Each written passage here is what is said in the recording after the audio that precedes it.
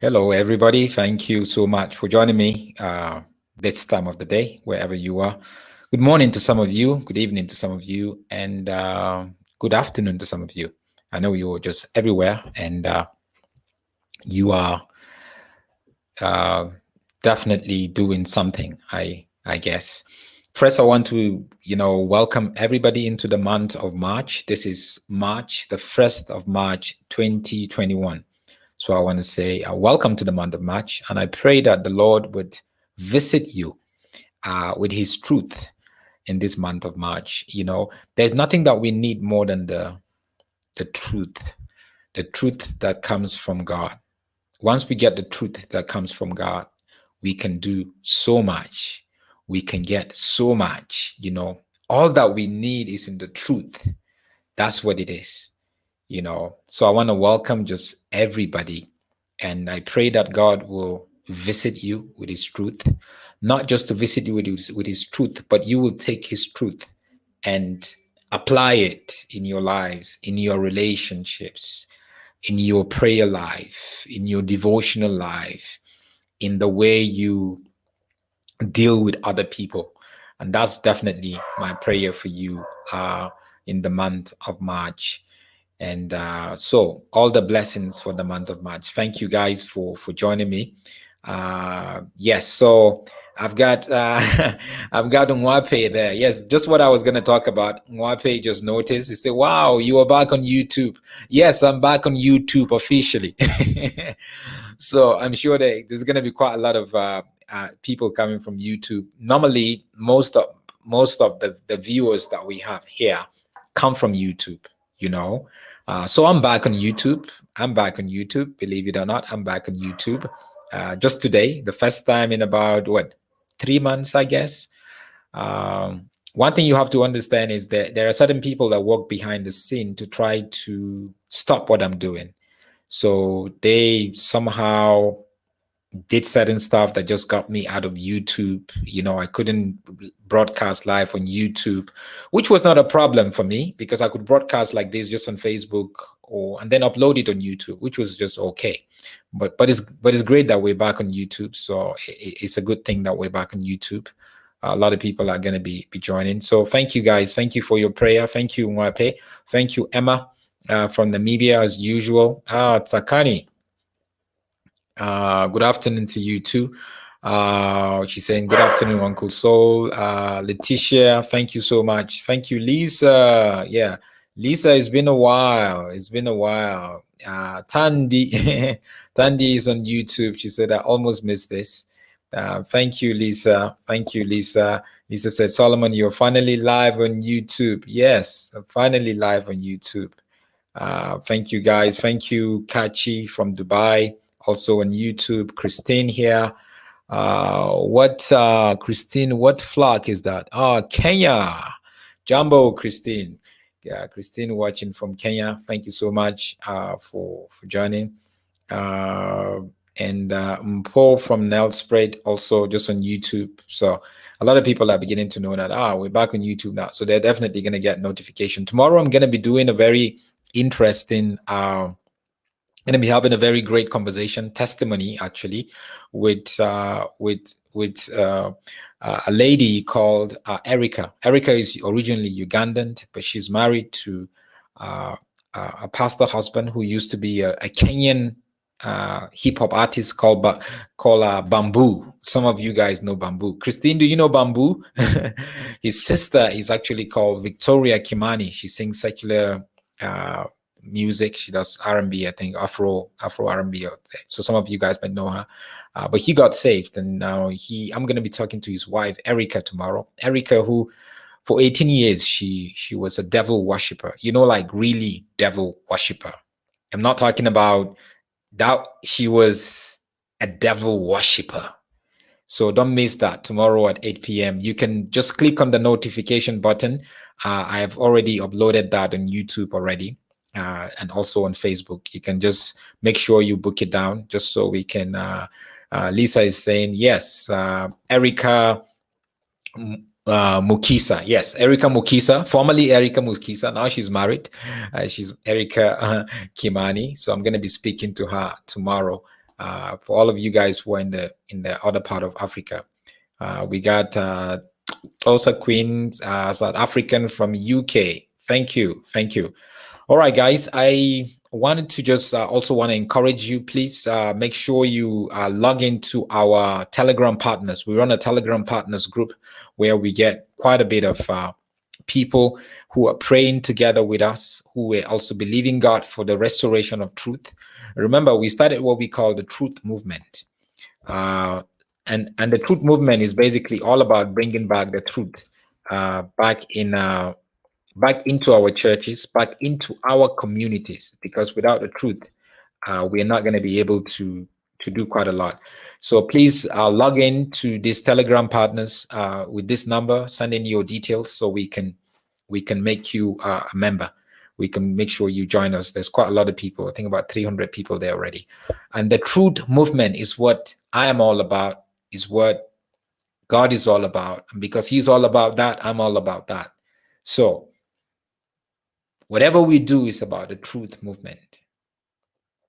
So the truth movement campaign is what we are doing. So always remember that whatever we do is not about Solomon's temple. It's not about any other thing. It's about the truth movement campaign. You remember in Matthew 21, and Jesus went into the temple. He turned the table. He turned the table, and he whipped people out of it because they were buying and selling. And that's what truth does.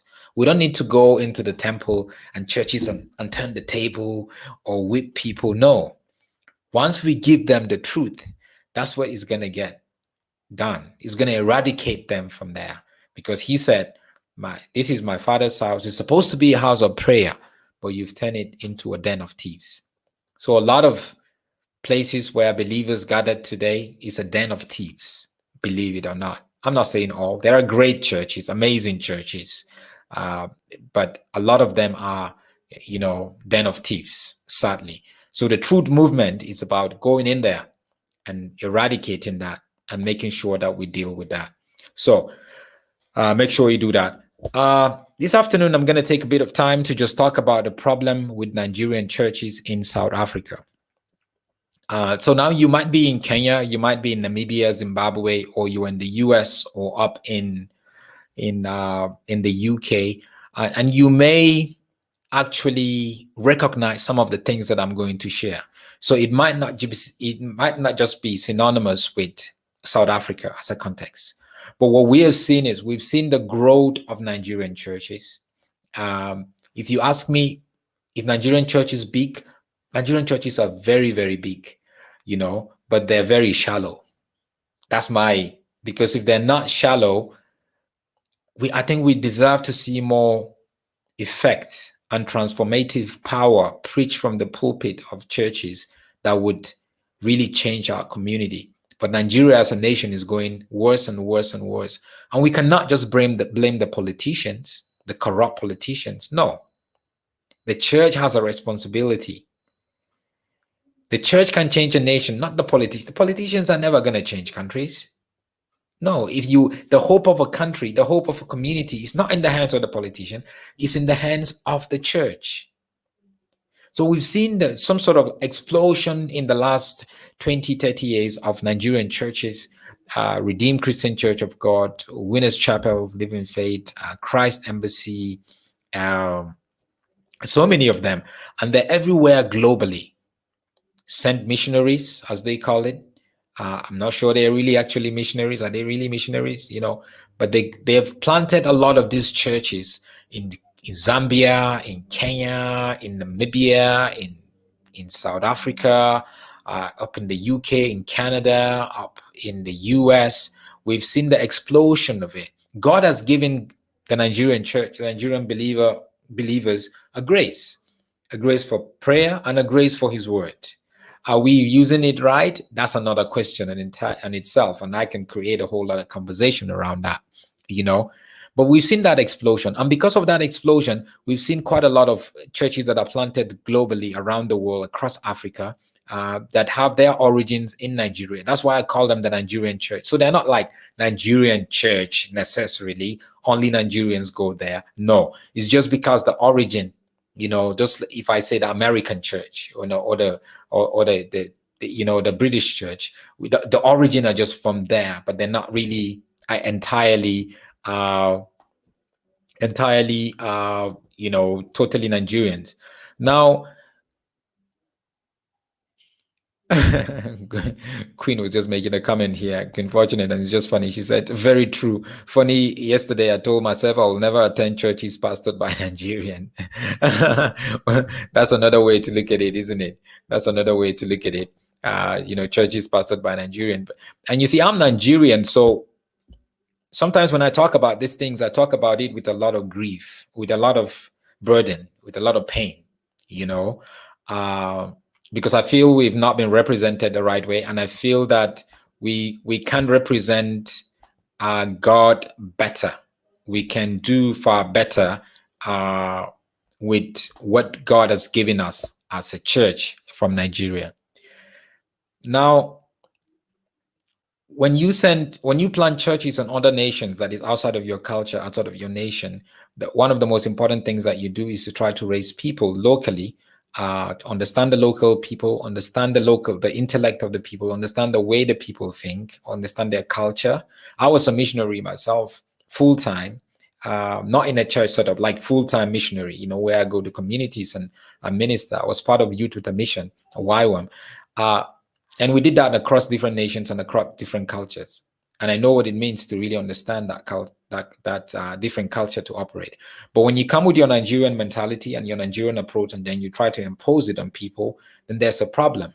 There's always going to be a problem. I think that was a problem we also had with the church, with the missionaries that came from the UK or from, especially from the UK, the English missionaries that came into Africa, where they saw us beating the drum and they feel the drum is not glorifying God. It shouldn't be in the church. It's not the right thing, So we took it away. Now we beat their drums in our church. But is that right? No.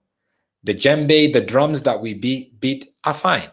We have to bring our culture. There's part of our culture is what God gave us. We can put it together with the gospel, and then we have a very great, wonderful wonderful transformation that the truth does to us. So that is very important, so you see quite a lot of that. I'm a pastor ordained myself. I was ordained by House on the Rock, which is a Nigerian church, but I wasn't ordained in Nigeria. I was ordained here in Johannesburg, South Africa. When they came for church plant, I became a part of it. So there are the strengths of the Nigerian church, and there's also the weaknesses of the Nigerian church. And we're going to be looking at some of the weaknesses of the Nigerian church that goes out to do church planting in nations, church planting in different communities. What are some of the weaknesses? And I'm not going to be sharing the weaknesses that I have observed. There are weaknesses that I have observed, but I'm going to be sharing with you weaknesses that somebody who is local in South Africa observe these weaknesses. Someone who served as a staff, someone who was a part of it, for years, saw these weaknesses. And this person kept a journal. So I'm actually going to be sharing with you from the journal of a South African who was a part of, somehow I don't want to mention the name of the church, but I just have to, but I don't want us to concentrate just on the church. I want us to concentrate on the Nigerian church, not just on this church that is Nigerian, right? So in this case, we're talking about is Winners Chapel. This person spent a lot of time at the Winners Chapel, that is Living Faith. Now, there's a lot of great strength in Winners Chapel. Winners Chapel has done quite a lot in the nation of Nigeria and outside of Nigeria. But at the same time, because Winners Chapel is run by human beings, it means they're going to make mistakes. And we have to take responsibility for our mistakes. If we don't take responsibility for our mistakes, then that's when we're going to begin to have some problems. It's as simple as that. It's as simple as that, So we're going to look at just what this person's experience. I'm not going to disclose the name of the person because the person chose to remain anonymous. And this is the person's experience. And you can be anywhere or you've visited Nigerian church, or you've been a part of Nigerian church in your country, wherever you are, and you could see some of these things that are the weaknesses of the Nigerian church. There are the strengths, and one of the strengths is prayer. Another strength is the teaching of the word, understanding of the word. It's a strength coming from the Nigerian, a lot of it. But you see, that is not enough. God wants us to be balanced. Everywhere he wants us to be balanced. And sometimes I feel the Nigerian church itself is not so balanced. We ignored certain part. So I'm going to quickly share some of what this person's experience was. And like I said, this is a journal. This person wrote this in the journal. So I'm not even going to be sharing with you what the person typed, or I get what they said and then put it here and type it here just so I can put it on the screen for you. No, I'm sharing from their journal, right? So is their handwriting, just so you know. This person kept a journal from their experiences of so many years observing and being part of the the decisions that was made that didn't really see these decisions and all that. And this person is South African, local, been part of this church for a long time. And these are some of their observations. So we're going to read together, and I'm sure you're going to see it. What's the first one there? They use people, especially South Africans. So the first point that is raised here is they use people, especially South Africans. So this person is not just saying they use people, but he's saying South Africans. So when you are a Nigerian church planted in South Africa and then you are using South Africa, that means you're using them. When you're using it, technically that word you use is just saying abuse. Because when you use somebody, it becomes abuse. So that's what they're saying there. So they use people. And obviously, maybe they've seen people being used and abused and being sent to do stuff and being told to do this. And remember, a lot of these people that come to churches run by Nigerians or Nigerian churches, they come really, really desiring to be prophetic, or desiring to have a better prayer life, because they see the Nigerians know how to pray long and loud. They're desiring to see how they could understand God's word better, because Nigerian pastors and Nigerians, they know, they have this thing about understanding God's word better. But when you begin to use the people, asking them to do certain tasks and asking them to do stuff, then it becomes a problem. Number two, she said, they don't groom South African pastors, and foreigners are the ones getting employed, not South African. So in the church there, they do not groom. So there's a problem of mentorship. When you come as a church plant, as a missionary church into a nation, the first thing you want to do is to be able to say, how do we identify local people that we can train and groom? Right? Because remember, you're not even supposed to stay there for long. That's what the missionaries that came to Africa that planted schools and hospitals and churches did. But here the person is complaining they don't groom South African pastors, South Africans, and foreigners are the only one getting employed, not South Africans. So the foreigners are the ones that would get employed. If there's any employment opportunity in the church, it will go to a Nigerian, and not a South African. But the South African has been there, and I think I have observed that and see where when you plant a church, when a Nigerian church plants in a certain country, a lot of Nigerians begin to go to that church, especially when it's a big name church, mega church. They start going to that church. But then the locals are there already that started, or they were there for a long time. But then because you're Nigerian, preference now begins to be given to you. You begin to be first to get opportunities when there are opportunities. And number three, she says, South African become errand boys. Yeah. So errand boys, you just basically means you only use to go and do this and go and do that and go and get that and go and get that. But you're not really groomed. And I'm not saying there's no place for you to serve, because I believe that is service in itself. But you see, when you begin to misuse and abuse service, then it becomes you begin to turn people into errand boys and errand girls. Number 4, it says their focus is on making money. They really don't care about the well-being of people on the ground. I've had people say that they get given a target. Every month you have to raise certain amount of money, a pastor.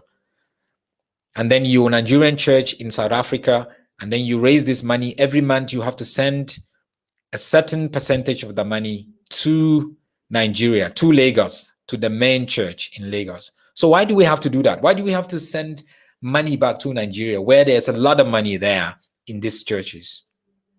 So here they're saying, they don't really, their only focus is making money, and they don't really care about the well-being of the people. So obviously their only focus is just making money for themselves as a pastor, or making money for the church.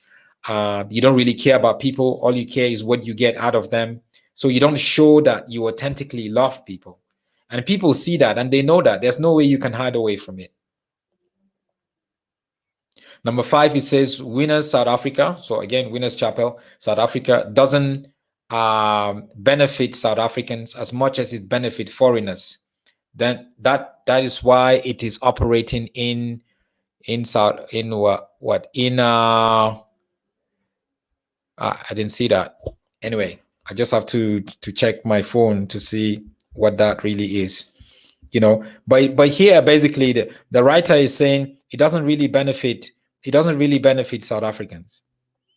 It doesn't really benefit South Africans as it benefits foreigners. Yeah, there's a benefit for South Africans, but it doesn't really benefit South Africans as it benefits foreigners. Now, some of you guys are watching. I'm asking the question, is that true or not? What has been your experience there? What has been your experience there? And that's the big question. What has been your experience there? When you go into a local community, how does that benefit everybody?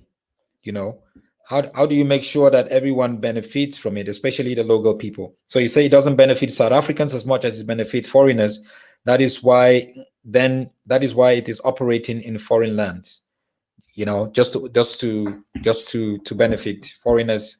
So and you see, when God sends you into a community like Paul the Apostle, when maybe sends you to Ephesus or sends you to Corinth as a missionary to plant churches or whatever, your emphasis should be the local people, not even the foreign people living in that local community, but it should be the local people.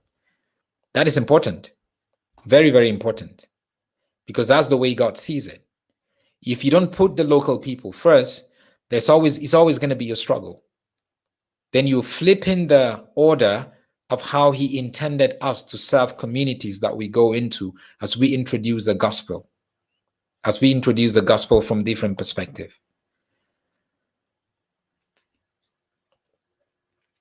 Mwape here is saying that it's like they go to other countries as foreign investors. That's very true. And I've had people using the same line that you were using, Mwape, saying that Nigerian churches just go overseas to actually invest, not the investment where you invest not expecting a return.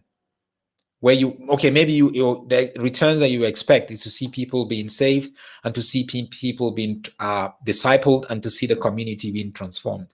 But no, in this case, you went to invest, you invest money, and you want to get money so you can take it back to your country. And we've seen quite a lot of that. There are a lot of people here who are sharing their experiences in their countries and what they've experienced. Again, like I said, there's a strength of the Nigerian church. We can do a whole program around the strength of the Nigerian church. But today I'm just focusing on the weaknesses through the experience of this one person who had served the Nigerian church for so many years in South Africa. And this was brought to my attention. So I didn't create this up or make it up. No, that's far from it. And let's look at it again. And then it says,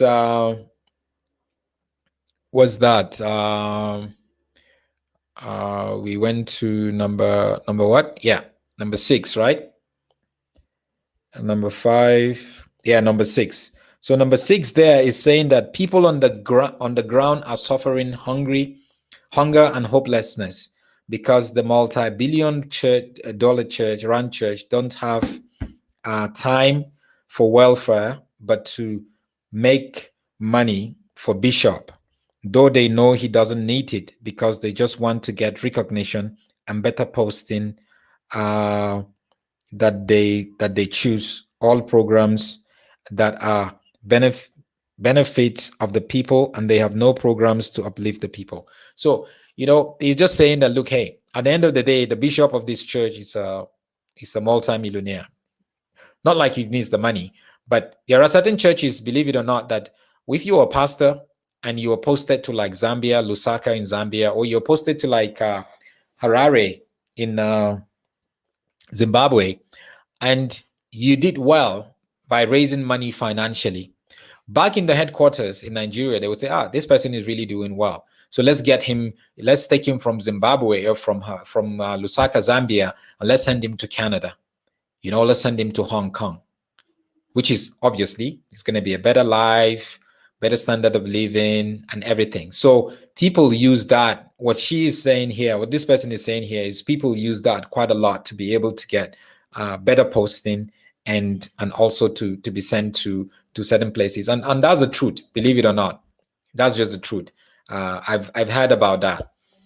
And number 7 says, all they care about is money, and in everything they avoid physically, but always hide behind spirituality.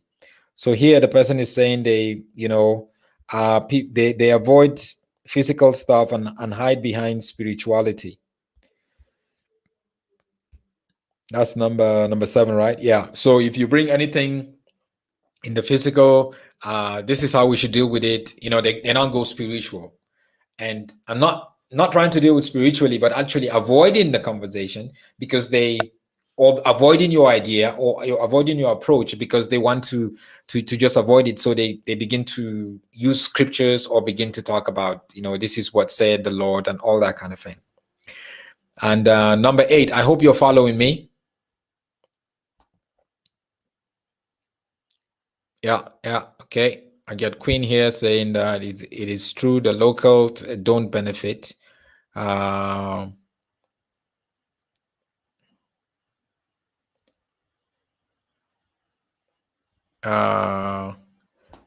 then there is Cynthia said, yes, it is true. Most Nigerians do not integrate with the community they're in. Yeah, there's a good observation. So number 8 says, and the question is, since inspection, South African born and bred pastors are not recognized but used. However, Bishop sent his missionaries to go to foreign lands to teach them and to let them teach people in their own languages.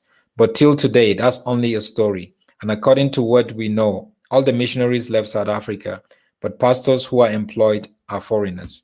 So you come, you plant the church, you say this is the way you want to do it, and you want to be able to teach people and learn their languages, understand their culture and everything. And then the missionaries now leave later, but then the people who are now employed to pastor the churches are still Nigerians, so nothing changes. Nothing changes. Go and look at some of the churches that have been planted here and ask yourself, who are the pastors? Where are the pastors from? You would see for yourself.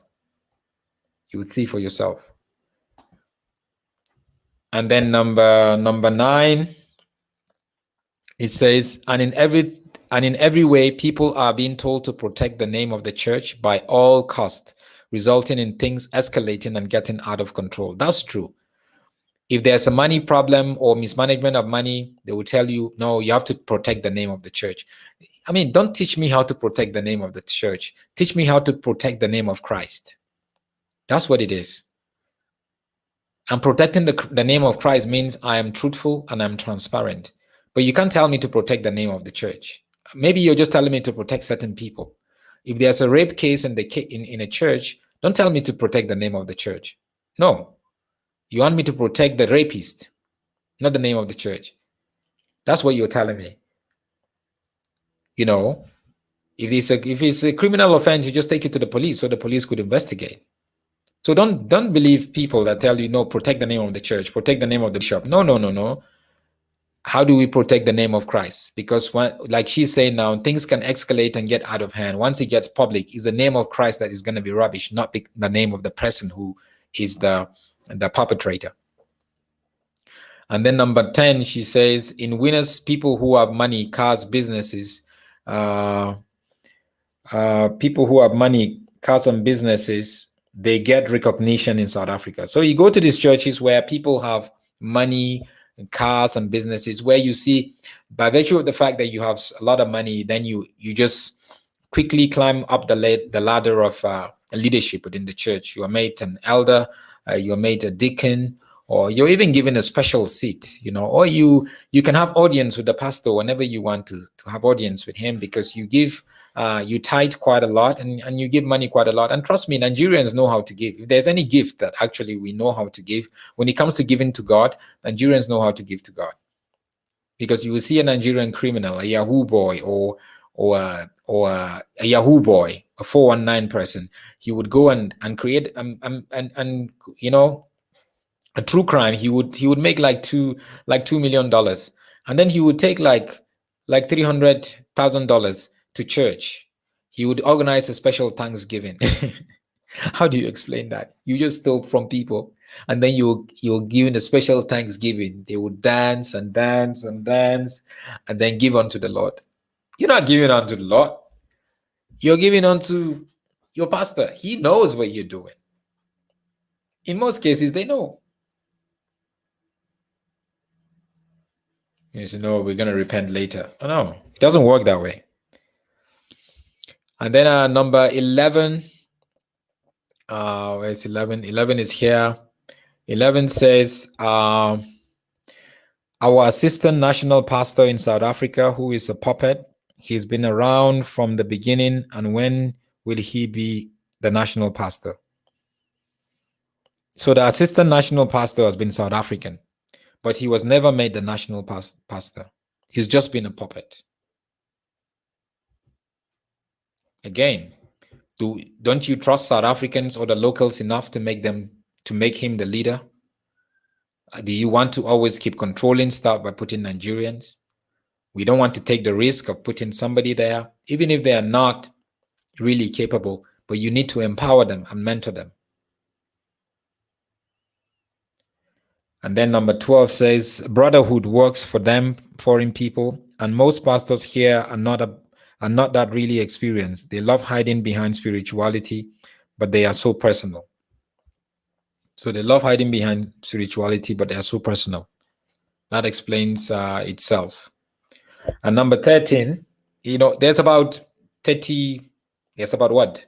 It's about 39 of these or 38 of these points that I actually got. So I'm not going to go through all of it. I'm only going to go through about 20. So we're almost there. 13 says, when a South African raises a concern, it gets tossed away. And all we know is that the Joburg church is so corrupt, especially in the admin department. So when you want to lay complaint or whatever, you go through the admin or the HR or whatever. But if you're a South African, from our observation, most times you don't get to get any sort of preferential treatment to your concerns. And just talking about the corrupt nature of the admin, and those admins people, they're so corrupt. They work in the church. I've experienced some of them, but sometimes you wonder if they really work in a church. They tend to forget that they work in the church. And number 14 says, and it's so amazing how only resident pastors are getting paid, but their assistant are errand boys suffering and collecting a government grant. Obviously, just get government grant. So pastors are getting paid, resident pastors are getting paid, but their assistants are not being paid, in as much as that's what they do full time. So I'm not saying they have another job somewhere. No, that's what they do full time. And because they're not being paid, now they have to, depend on the grant from the government,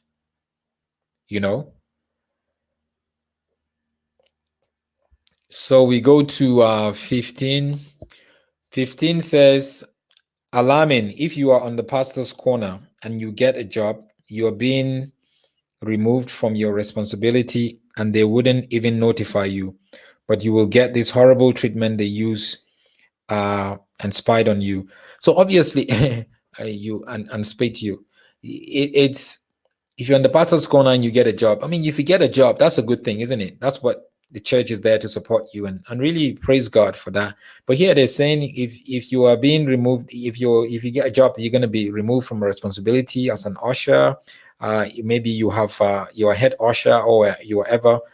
It's just to spite you, obviously. I don't know how that works, but that's the state of what she had experienced. And then 16 says, if you don't work, you become a puppet, and still, for the fact that you cannot tithe, they treat you like an imbecile. Obviously, it's saying, look, if you cannot tithe, if you don't work, you become a puppet. So if you don't have a job, obviously, like you are like just a puppet, in the church.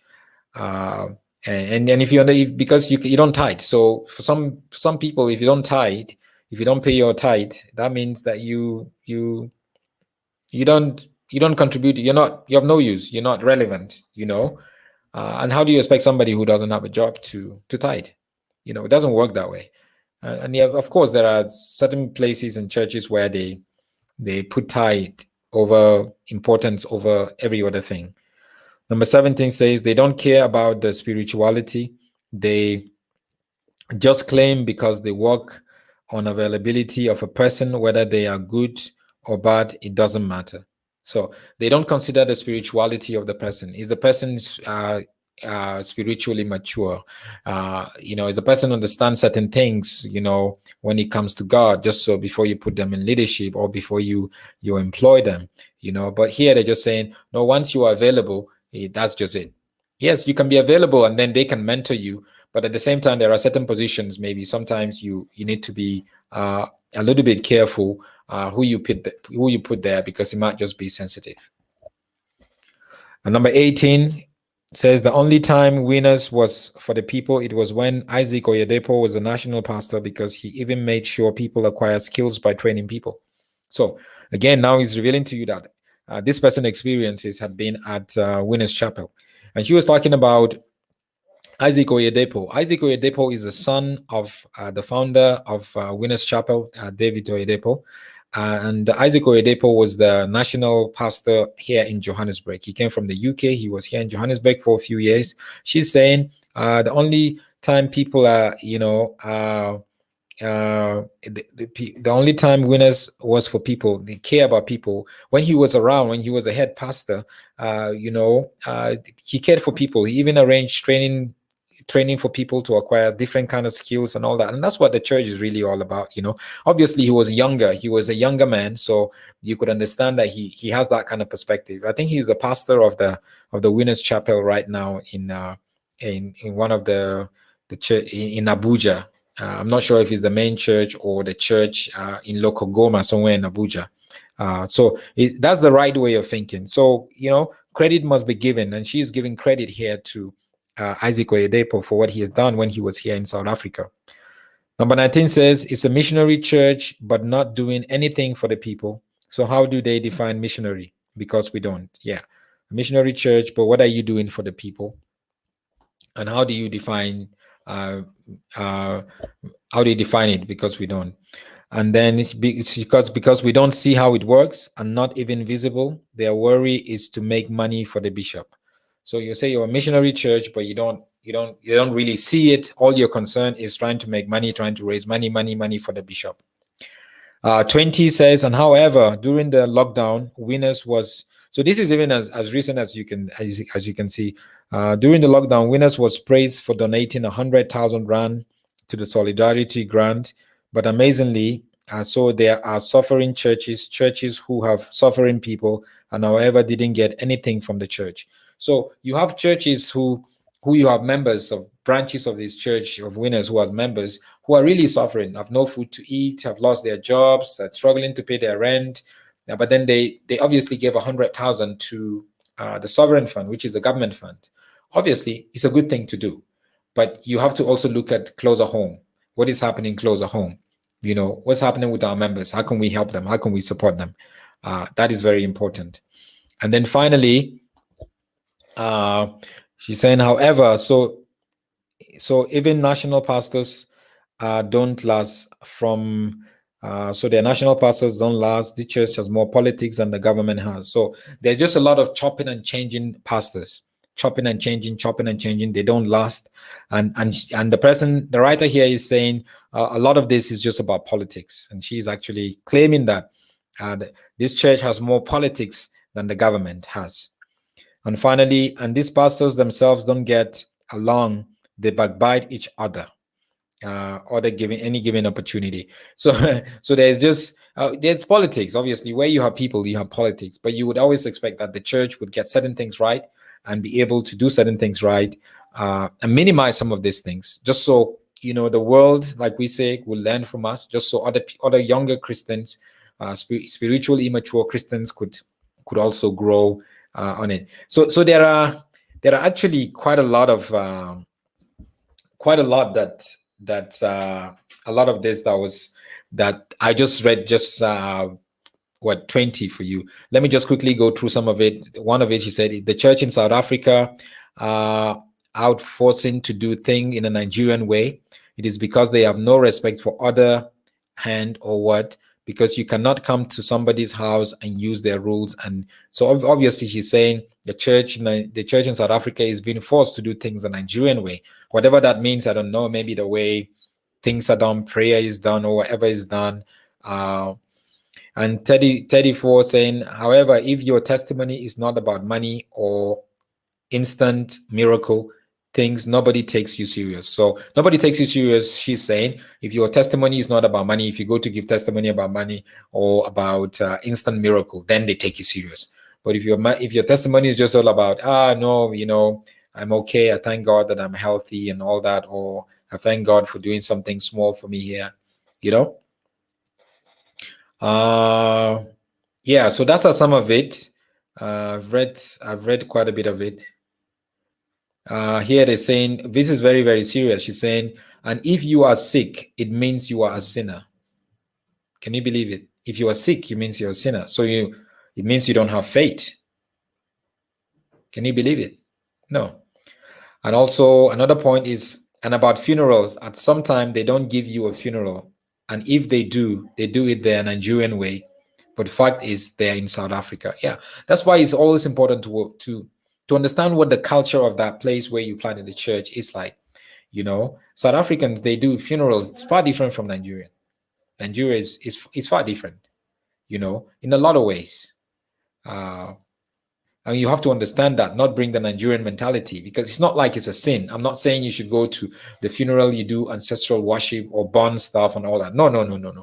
That one we know is not godly.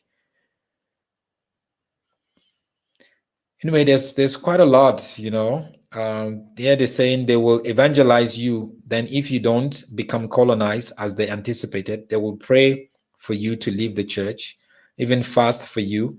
And there's this thing they love saying. They say they will write your name on a paper, put it in a bottle of anointing oil, and shake it until you are shaken. Where is that from? You write the name and then you put it in anointing. Come on, guys. 37 says, I don't get why they run after souls, but they cannot nurture and grow them. Yes, you evangelize, but after evangelism, then what's next? Discipleship. So it seems like she is saying here, there's a problem with discipleship. Jesus evangelized the 12, evangelized so many people, and then he picked the 12 to disciple them. A lot of us are evangelized, but we are not discipled. It would take me just a few minutes to understand that this person has been evangelized, but they've not been discipled, from the way that they talk, from the way that they talk about God, or the way they deal with issues. When you get evangelized, that's the first step. And the next step, and the most important step, is for you to to get discipled.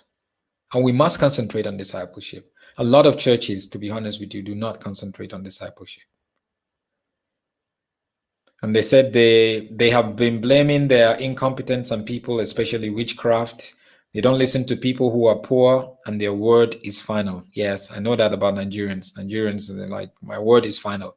So even when they're wrong and their word is final, that doesn't make sense. If you're right and your word is final, it's okay. But when you're wrong and your word is final, that's not really the right thing to say or to do. Okay.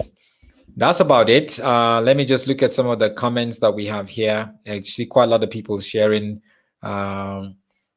trust here, saying don't trust Nigerian churches or they are business centers. Yes, some of them, not all of them.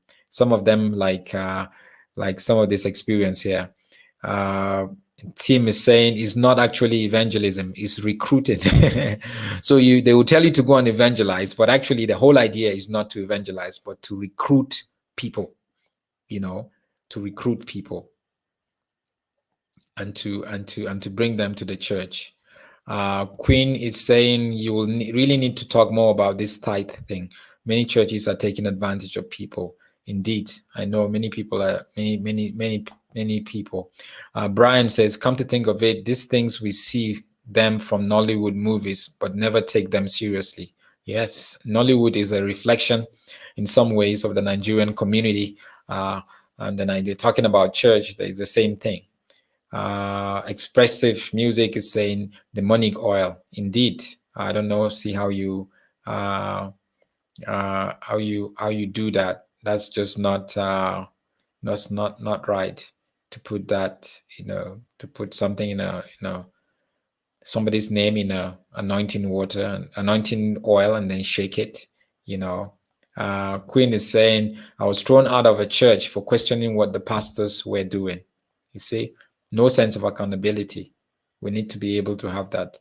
Kloppers Tereblanche saying it's very rare to find an honest Nigerian, even at workplaces or do businesses. Very dubious people in Holland and Germany. There are honest Nigerians, Kloppers. Unfortunately, there are more honest Nigerians than dubious Nigerians, actually. But the ones that go out to look for greener pastures in other countries, they want to make money by hook or by crook, unfortunately. I'm sure you meet a honest Nigerian very soon, or you've met one already. Azon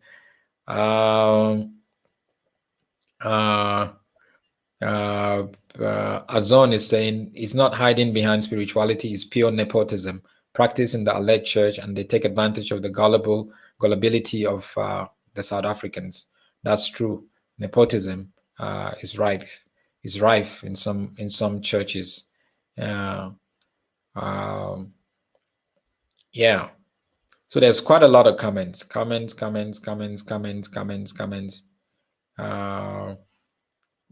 what I'm doing. Akare is saying, Solomon, why don't you take some time to read through comments under your YouTube? Yeah, that's what I'm doing. I have to do that. I cannot do it whilst I'm talking. It wouldn't make sense. It's gonna be, too much to handle. Remember, I'm doing so many things at the same time as you see me seated. Yeah, guys. So I just want to encourage every one of us, if you going to church is important, and also, but at the same time, we need to, when we go to plant churches in different nations, I mean, there are pastors, I'm sure, watching this also. If you are a missionary, you need to put the needs, the spiritual needs, the social needs, and the physical needs of the people in that community first.